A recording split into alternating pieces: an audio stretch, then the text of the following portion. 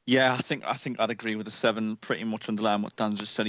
Conte's signed the players that will, maybe the exception of Drinkwater, that will fit his style of play perfectly. The 3 at the back and the wing backs.